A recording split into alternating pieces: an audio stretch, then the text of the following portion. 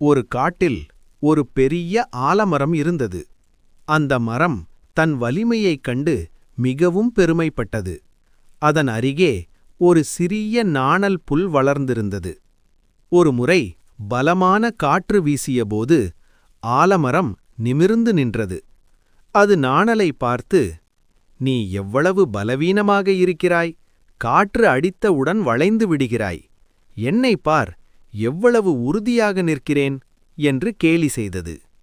அதற்கு நாணல் புல் அமைதியாக, "பெரியவரே, வளைந்து கொடுப்பது பலவீனமல்ல, அது ஒரு பாதுகாப்பு" என்று கூறியது. சில நாட்களுக்குப் பிறகு ஒரு பெரிய புயல் வீசியது. ஆலமரம் தன் பிடிவாதத்தால் காற்றை எதிர்த்து நேராக நின்றது. ஆனால் காற்றின் வேகம் தாங்க முடியாமல் அந்தப் பெரிய மரம் வேரோடு சாய்ந்து கீழே விழுந்தது.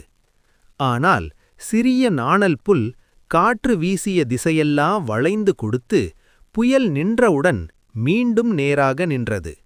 ஆலமரம் தன் கர்வத்தால் அழிந்தது. நாணல் புல் தன் பணிவால் பிழைத்தது. கதையின் நீதி: கர்வம் அழிவைத் தரும். பணிவுடன் வளைந்து கொடுப்பவர்களே சோதனைகளை வென்று வாழ்வார்கள்.